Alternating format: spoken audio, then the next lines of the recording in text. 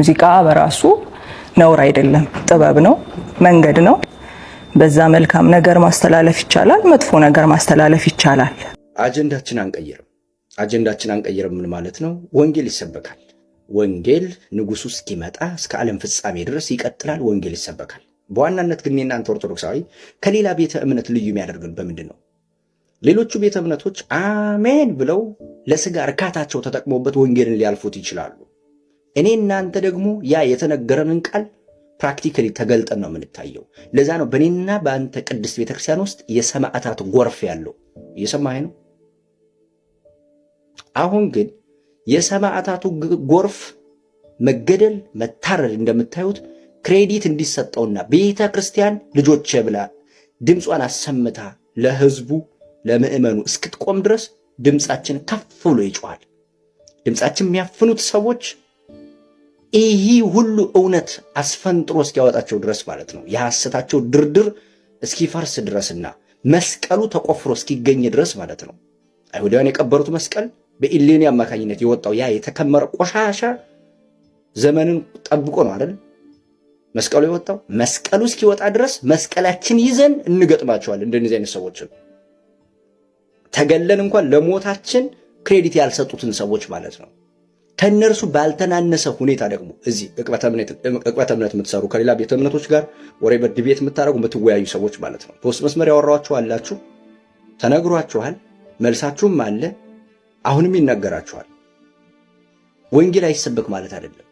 ወንጌል ለመስበክ በምትገቡበት ቤት ለህዝቡ ንቃተ ህሊና እንድትፈጥሩ አሳስባለሁ። እንዳንድ ወንድም አደንዛዥ እጾች አላችሁ እዚህ ተራ ቀልድ ቧልት የምታስመስሉ ማለት ነው። ይህን ጉዳይ ማለት ነው እየሰማችሁ ከሆነ ተነግሯችሁ የምትሰሙ ከሆነ ትሰማላችሁ። ካልሰማችሁስ ፎቶአችሁ እየተለጠፈ ቪዲዮ ይሰራባችኋል። እየሞትን ያለነው ሰው ልጅ ዝም ብሎ በማንም ወንበዴ አንገቱ ተይዞ በቢላዋ እየታረደ ያለው ሰው። ለዚህ ጉዳይ ጠበቃ አግኝተን እኔ አለሁ የሚል አካል እስክናገኝ ድረስ እንታገላለን። ትግላችንን ግንና የኛን ሐሳብ ተቀባይነት እስኪያገኝ ድረስ የምናደርገውን ፍትጊያ የህዝቡን አእምሮ ሽፍት አድርጋችሁ ሰው ስለሚሰማችሁና ስለሚከተላችሁ ብቻ ይህን ስራ የምትሰሩ ከሆነ ከዚህ በኋላ ፎቶአችሁ እየተለጠፈ ቪዲዮ ይሰራባችኋል። የምትሰሙ ከሆነ ትሰማላችሁ፣ ካልሰማችሁ እንድትሰሙ ሆኖ ይነገራችኋል። ቀልድ የለም ከዚህ በኋላ እየሰማችሁ ከሆነ ማለት ነው። ኢንጀነራሊ ነው የምናገረው። ያወራኋችሁ ሰዎችም አላችሁ እዚህ እንደዚህ ያለኝ እያልኩ ብለጥፈው ምን ይሰራል? እኛ ለፍልፈን ነው የምንቀረው ያለኝ አለ ከ500 ምናምን እንደዚህ በላይ ፎሎወር ያለው ማለት ነው። ሰው ኦርቶዶክሳዊ እንደዚህ አይነት ልፍስፍስ ኦርቶዶክሳዊ ማየት አንፈልግም ከዚህ በኋላ የሰማኝ ከሆነ ማለት ነው። እና ይሄን ለማለት ነው። ካየው ተነስቼ ነው። ቀጣይ እንግዲህ ፎቶ የተለጠፈ ስም እየተጠራ ምናምን ዝም ብለን አይደለም። እኔ ዝም ብዬ እንዳንድ ግለሰብ አይደለም የምሰራው፣ በደንብ በመዋቅር የሚሰራ ስራ ስለሆነ እንደዚህ አድርገን እንቀጥላለን ከዚህ በኋላ። እና ሰላማችሁ ብዝት ይበል። አጀንዳችን አንቀይርም፣ ድምፃችን እስኪሰማ ድረስ ሰላሙ ነው። ኢየሱስ የሚል ስም እነሱ የሚፈሩትን የሚያከብሩትን ስም እንጥራውና ኢየሱስ የሚል ስም በትልቁ ጽፌ ግድግዳ ላይ ብለጥፈው በረሮ ያርፍበታል አያርፍበትም? እና ኢየሱስ ራሱን ማዳን አይችልም ማለት ነው? ስዕሉን ተውት። አላህ ብዬ በትልቁ ብጽፍ ሸረሪት በዚያ ሊያልፍ ይችላል አያልፍም? እና አላህ ራሱን ማዳን አይችልም ማለት ነው? እና ደግሞ አንዱ ሰውዬ የቅዱስ ገብርኤልን ስዕል አይጥበላችሁ ብሎ ዜና አድርጎ አቀረበው። እኔ በጣም እኮ የሚገርም ደግሞ ተመልካች አለው፣ በጣም ብዙ ተመልካች። እዩት፣ ገብርኤል ራሱን የማያድን ገብርኤል ስዕሉ ተበላ፣ በአይጥ ተበላ ብሎ። ክርስቲያኖች መጽሐፍ ቅዱስን አይጥ ይበላዋል አይበላውም? ያመሽከው በደንብ ካልተያዘ ቁርአንን ይበላዋል አይበላውም? ይቦዳድሰው እንዴ? ምድር ላይ ባሉ ነገሮች ስዕላትንና የምናከብራቸውን ስሞች ከለካናቸው እንዲሁ ሎጂኩ እንዲህም ይወድቃል ማለት ነው። ኢየሱስ የሚለው ስም ላይ ሌላውን ተውት፣ የፍጡራኑን ስም ስዕሉን ተውት። እሺ ኢየሱስ የሚለው ስም እኮ ኃይል ያለው ስም ነው አይደል እንዴ? ኃይል ያለው ስም ለምን ነው ራሱን የማያስከብረው? አላህ እኮ የአምላክ ስም ነው በእነሱ አይደለ? ራሱን ለምን ነው ማስከበር የማይችለው? ቁርአኑ ሲቀድር ለምን ዝም ይላል? ኢየሱስ መጽሐፍ ሲቀድር ለምን ዝም ይላል? ቃሉን ማስከበር የማይችል አምላክ ነው ማለት ነው። ክቡር ቃሉን ክቡር ትምህርቱን ማስከበር የማይችል ጌታ ነው ማለት ነው። እንዲህ አይነት የአይጥ ታሪክ እያመጡ ከቅዱሳት ስዕላት ጋር ማገናኘት የአይጥ ሎጂክ አይጠቅምም፣ አያድንም። ምን ማለት ነው?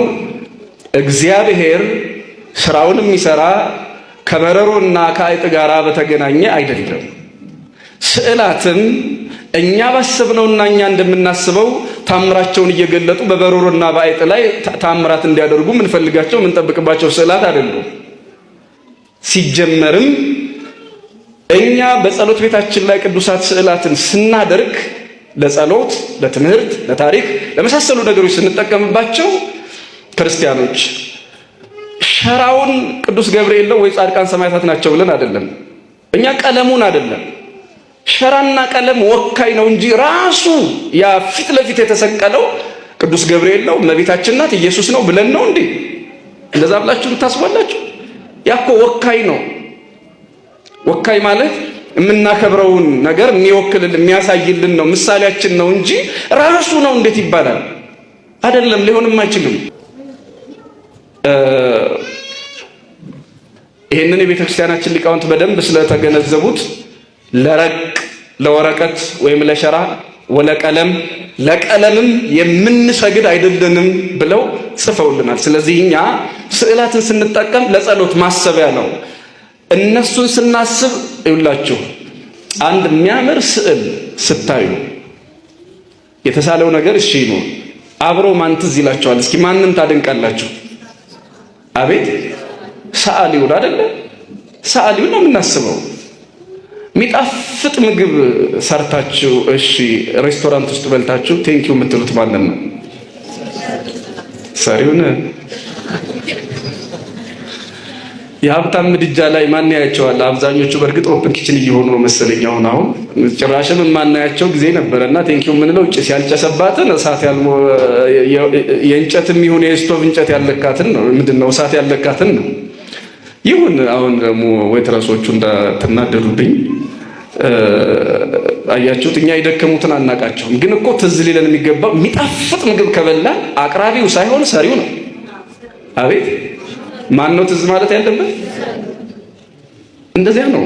ሰሪው ያቀረበው ምን ከምግብ ሰሪው ከኪችን ወደ እኔ ከማምጣት ውጭ ሌላ ምንም እኮ የሰራው ስራ የለም። እውነቱ ነው። በተመሳሳይ መልኩ እኛ ቅዱሳት ስዕላትን ስናይ ዋናው እዚያ ስዕል ላይ ባለቤት ሆነው ባለታሪኮችን ገድሉን ታምራቱን የፈጸሙ ባለቤቶቹን ነው የምናስባቸው እንጂ ሰዓሊ ወይተር ነው፣ ይመሰገናል፣ ደረጃ አለው፣ አቅራቢ ነው። እሱ የተደበቀውን እዛ የተሰራውን በጓዳ የነበረውን ወደ ግልጥ ወደ አደባባይ ነው የሚያመጣልን። ምን ማለት ነው? ስዕላት ሸራና ቀለም ናቸው። እነሱን ምንም የምናመልክበት ወይም ደግሞ ወይ ማምለክ ለነሱ የተለየ ነገር የምናደርግበት ነገር የለም። ክብር እንሰጣለን። የምናከብረው ግን ቀለሙን አይደለም፣ ሸራውን አይደለም፣ ባለ ስዕሉን ነው። ስዕልና ባለ ስዕል መቼም ይለያያል። ስዕልና ባለ ስዕል ምን እናምላልኳቸው? አቤት መቼስ ፎቶና ባለ ፎቶ አንድ ይሆናል? አቤት አሁን እኔ እንደዚህ እንደተቀመጣችሁ ፎቶ አንስቼ እናንተን እንዲህ እንደተቀመጣችሁ በስልኬ ፎቶ አንስቼ ባሳያችሁ ፎቶ ነው ባለ ፎቶ ናችሁ እናንተ? አቤት እናንተ ፎቶ ልትሆኑ አትችሉም፣ ባለ ፎቶ ናችሁ። ቅዱሳን እኛ ባለ ስዕሉን ነው የምናስበው። አሁን ፎቶ ያለው ሰው ባለ ፎቶውን እያሰበ እንጂ ራሱን ፎቶውን መቼስ የጓደኛ ሴትም ወንድም የጓደኛችሁ ፎቶ ቢኖራችሁ ፎቶ ነው እንደ ጓደኛችሁ ፎቶ ወይስ ባለ ፎቶ?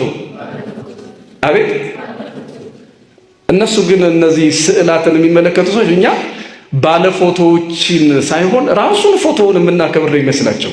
ሲጀመር ፎቶ የለም ቅዱሳት ስዕላት ላይ እንደምታውቁት ነው። የሆነ ቦታ ላይ አይቻለሁ እንደዚህ እጅ ስሪዲ ነው መሰለኝ አይደል? በእጅ የሚያጥን ቺች እንኳን ጥሩ ልምምድ አይደለችም። ያው ሰዎቹ ስለማይሰሙ እዚህ አሁን መናገሩ ጥቅም የለውም። ቅዱሳት ስዕላት ሕግ አላቸው፣ ስርዓት አላቸው። እንዲሁ ሰው አስመስለው 3D የሆነ አብዛኞቹ የቤተ ክርስቲያን ስዕሎች እንደምታውቁት 2 ዳይሜንሽን ናቸው እንጂ አሁን ይሄ ዘመናዊ መልክ የመጣው ነገር አግባብነት የሌለው ነው። እና ወደ ትምህርታችን ስንመለስ ቅዱሳት ስዕላት ለጸሎት ይጠቅሙናል። ለምን? አቤት ተመስጧችን እነሱን በማሰብ ይሆናልና ባዶ ግድግዳ ባዶ ጣሪያ እያሰባችሁ ወይም እሱን እያያችሁ ከምትጸልዩ ቅዱሳት ስዕላትን እያያችሁ መጸለይ በጣም በጣም ጥሩ ነገር ነው። ቅዱስ ሚካኤል ያድነናል። ቅዱስ ሚካኤል ይጠብቀናል። ቅዱስ ሚካኤል አማላጃችን ነው። ቅዱስ ሚካኤል ሁልጊዜ ከኛ ጋር ሆኖ መውጣት መግባታችንን፣ መዋል ማደራችንን፣ ሁለንተናችንን ይጠብቃል የምንለው መጽሐፍ ቅዱስን መሰረት አድርገን ነው።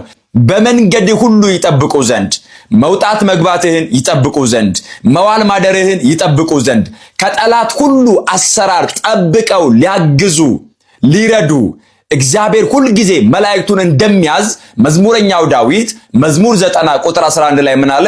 በመንገድ ሁሉ ይጠብቁ ዘንድ መላእክቱን ስላንተ ያዛቸዋልና እግርህም በድንጋይ እንዳትሰናከል በእጆቻቸው ያነሱሃል ይላል። መልአኩ የምልጃ ጥያቄን የጠየቀው የማትምራቸው እስከመቼ ነው ብሎ አማለዳቸው። ለማን? ለእስራኤልና ለይሁዳ ከተሞች በግብፃውያንና በእስራኤላውያን መካከል ደመና አደረገ ይላል። በግብፃውያንና በእስራኤላውያን መካከል ጨለማ ሆነ። ከፊት እየመራ የነበረው የእግዚአብሔር መልአክ ከኋላ በኩል ደግሞ መከታ ሆናቸው።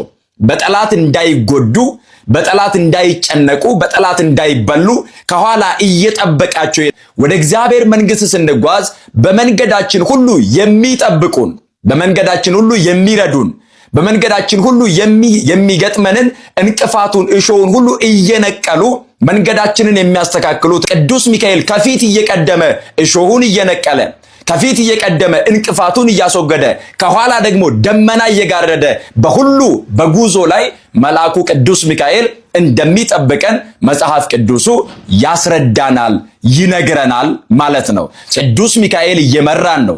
ቅዱስ ሚካኤል እየጠበቀን ነው። ቅዱስ ሚካኤል ከኛ ጋር ነው።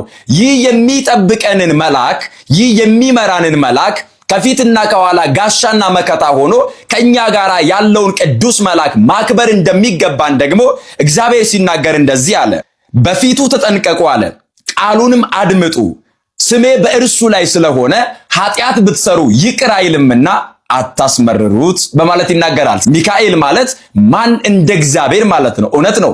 እንደ እግዚአብሔር ያለ አባት፣ እንደ እግዚአብሔር ያለ መሐሪ፣ እንደ እግዚአብሔር ያለ ይቅር ባይ፣ እንደ እግዚአብሔር ያለ ቸር ማንም የለም።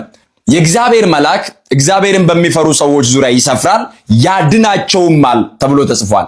ይሰፍራል አለ ማንም በሚፈሩ እግዚአብሔርን በሚፈሩ እንደ እግዚአብሔር ቃል በሚኖሩ ለእግዚአብሔር በሚታዘዙ የእግዚአብሔርን ቃል በሚሰሙ ሰዎች ዙሪያ ይሰፍራል። ከዚያስ ያድናቸዋል አለ። ይህን የሚያስገርመኝን ልንገር። ሁለት አዲስ ተጋቢ ባልና ሚስቶች ናቸው። ቤታቸው ሰላምና ፍቅር የሞላበት ነበር። ከቅርብ ጊዜ ወዲህ ግን ጭቅጭቅና ንትርክ ቤታቸውን እየጎበኘው መጥቷል። በዚህ ምክንያት ከአቅም በላይ ስለሆነባቸው መሀላቸው አንድ አባት ያስገባሉ። ማን የገቡትኛ አባትም ጥያቄዎችን ያቀርባሉ። ለምንድነው የምትጨቃጨቁት? እሱ እያኮረፈ እየመጣ ለምንድነው የምታኮርፈው? ስራ ላይ ሰላም አይደለሁም፣ ስራዬ ላይ የሚያስቸግር ነገር እየገጠመኝ ነው። ታዲያ አንቺ ለምን አትታገሽም? በምን አውቃለሁ፣ መቼ ነግሮኝ ትላለች ሚስትም።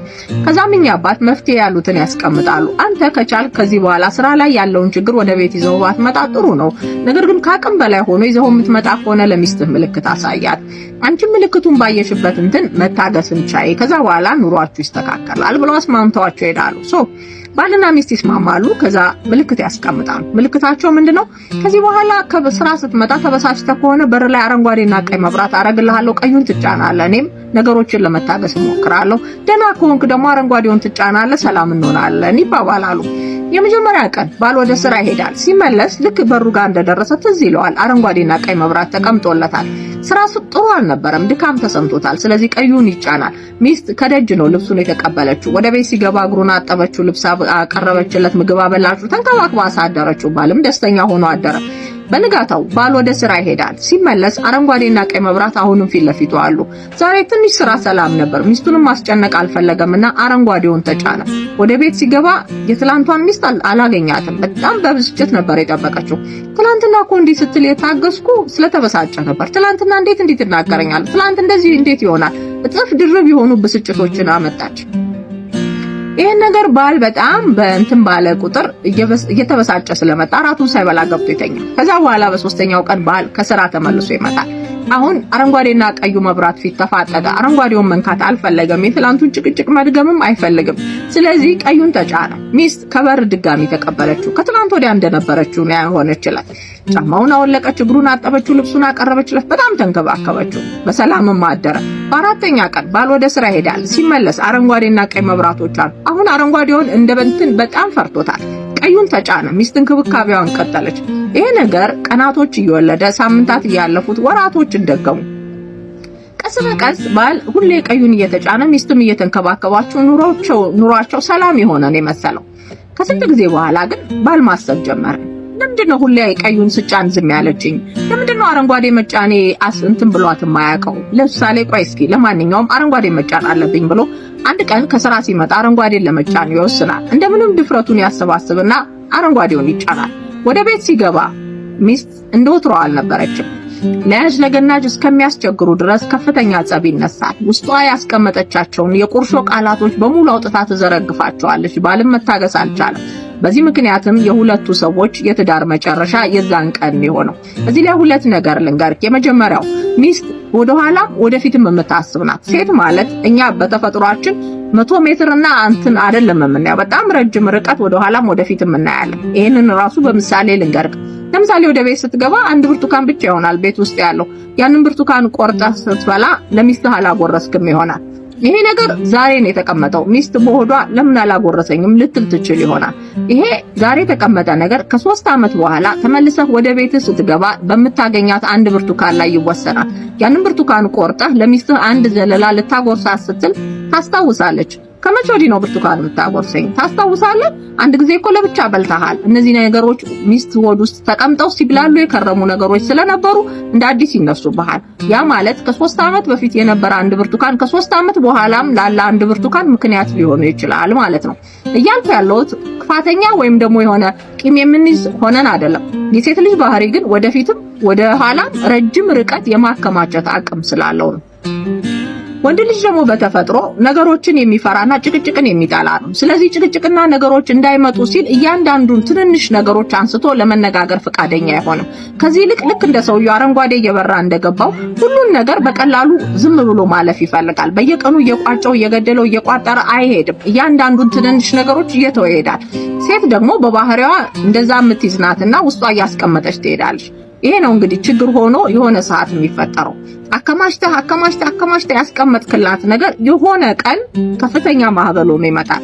ያኔ ልትታገሱ አትችልም። ልክ እንደ ሰውየው የገነባው ነገር ሁሉ ነው የሚበተነው። በቃ ታግሶ የሆነ ሰው ወይም አጠራቅሞ የሚያስቀምጠውን ነገር አንዴ የሚያወጣ ሰው እጅግ በጣም ከባድ ነውና ወንዶች ማድረግ ካለባቸው ትልቁ ነገር ብዬ ማስበው በየቀኑ ህይወታችሁ ውስጥ ያለው ጥቃቅን ነገር ሳትሰለቹ እዛው ጋር እየገደላችሁት መሄድ አለባችሁ ብዬ ነው ማስበው።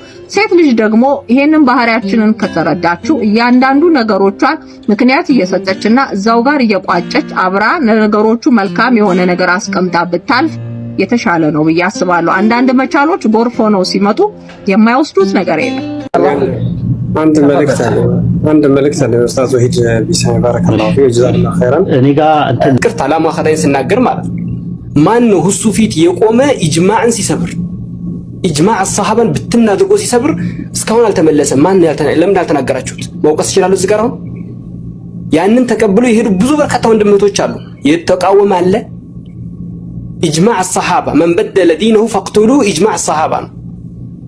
ሐዲስ ነስ ነው ያለው። ኢጅማዕ አስሐባን ያለበት የተቃወመው አለ። ይሄን ነገር ምሳሌ ሰጣዎች አሉት። ነብያችን ሰለላሁ ዐለይሂ ወሰለም ካነ የጡፍ አላ ኒሳኢሂ ቢጉስል ዋሂድ ሚን ሐዲስ ለምሳሌ ላ ሁሱ አስተካክል ያለው ሰው አለ።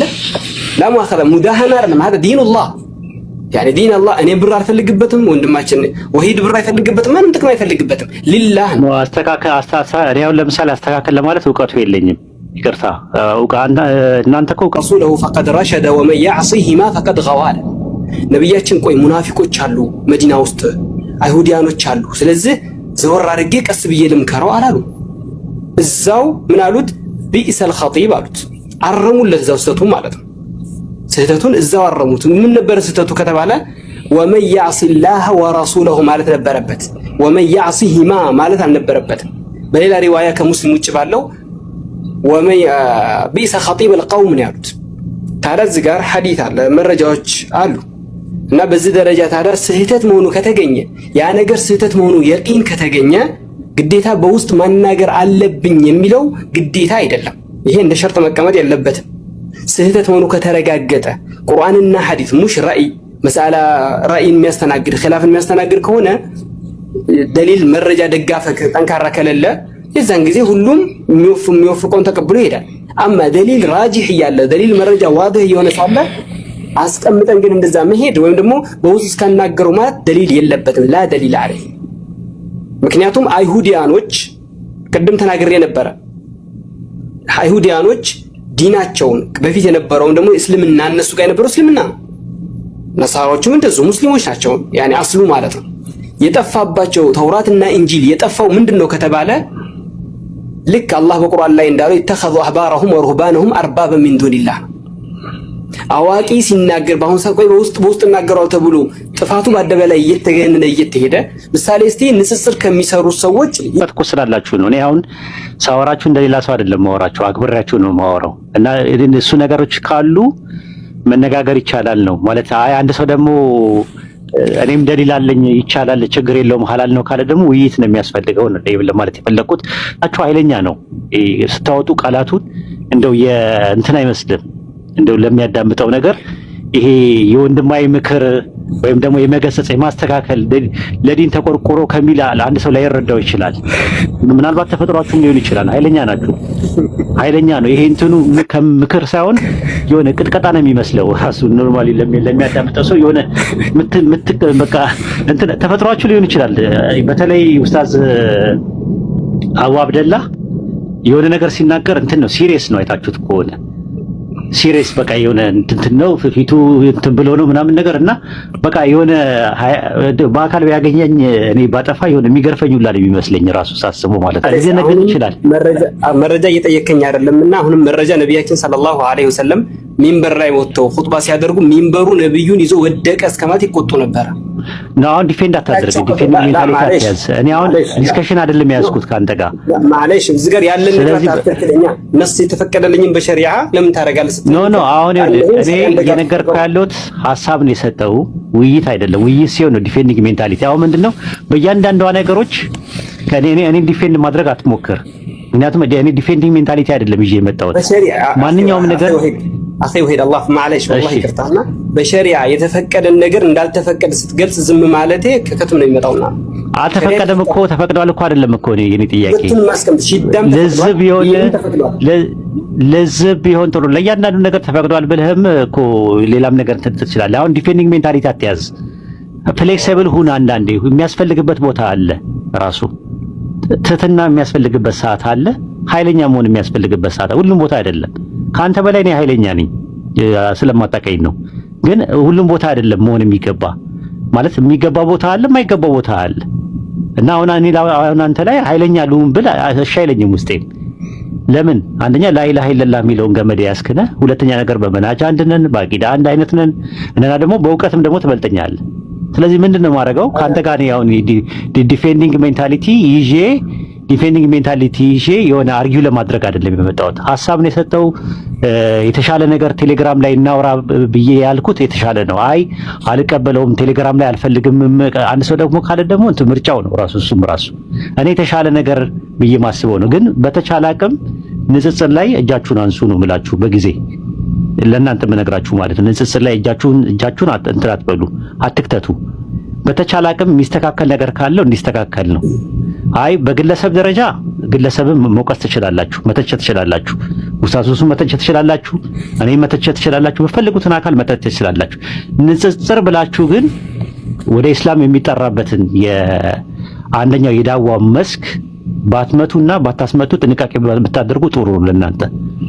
ካልሆነ ግን ምንድነው አኺ ወሂድ ማለሽ والله እኔ ለምታክም አንድ ነገር ስትናገር ድፍን ትናገርና ሐሳብን ብቻ ለማስቀመጥ ትሞክራለህ። አንድ ሸሪዓ ተፍሲል ያደረገን ተፍሲል አድርግ يا اخي الله فضلك شريعه يا اخي بارك الله فيك ابن حسن قدم قرآن كذا اسكمطولها قال الله تعالى وان هذا صراطي مستقيما فاتبعوه ولا قل هذه سبيلي ادعو الى الله على بصيرة انا ومن اتبعني وسبحان الله وما انا من المشركين. العلم الدين بالعلم الدعوه بالعلم ليس بالجهل يعني እጃችሁን አንሱ لا በሸሪዓ ላይ ባጢል ማንም ይሁን ስርም ባኛም በኩል ሸሪዓ ንጽጽር ብላችሁ በደፈናው ሀስ ጀነራላይዜሽን አታድርጉ ነው ያልኩት እኔ እንጂ አንድ ግለሰብ ፈርድ العين ፈርድ الكفايه ነው። ቆይ አንድ ነገር ልንገርህ ጀነራላይዝ አድርጋችሁ ይኸውልህ ጀነራላይዝ አድርጋችሁ ንጽጽር ብላችሁ አታወሩ ነው ያልኩት እኔ ጥንቃቄ አድርጉ ነው ያልኩት ሀቢቢ አኺ الله فضلك فرض العين ነው فرض الكفايه ነው። እዚህ ጋር ያሉ ሰዎች ይረዱ فرض العين ነው فرض الكفايه ነው። ክርስቲያኖችም ዳዋ ማድረግ ለክርስቲያን ዳዋ ማድረግ ኢንዲቪጁዋሊ የግለሰብ ግዴታ አይደለም የጀማ ግዴታ ነው። فرض الكفايه اذا الله حفظكنا فرض الكفايه አንድ ሰው ስለዚህ فرض العين ነው አይደል? ቆይ ወደ ክርክር ለምን ታስገባዋለህ? አሁን እሱ አይደለም ኩለተቡ والله አይደለም እዚህ ጋር አስደስቶ ነው እንሷል አብዛኛው እሱ ቦታ የሚገኙ ስለሆነ እዚህ ቁርአን ቃል አላህን ከመስማት ይልቅ ፋቲሃን ተፍሲር ከመቅራት ይልቅ ስለ መጽሐፍ ቅዱስ ስለ ንጽጽር ማየት ስለሆነ አላህ ደግሞ ይሄን ቦታ ከልክሏል። መረጃ ልሰጥ እችላለሁ አላህ ነብዩ ቆይ አንተ ያገጠይከ ቆይ ተረጋጋ። አሁን ስሜታዊ የሆንክ ነው ኢሞሽናል ዳሜጅ ውስጥ አትግባ። ምክንያቱም ተረጋግተህ ብታወራ ጥሩ ነው። አሁን አክብሬ ነው ያወራሁት አክብረህ አውራኝ። ሙዚቃ በራሱ ነውር አይደለም ጥበብ ነው መንገድ ነው።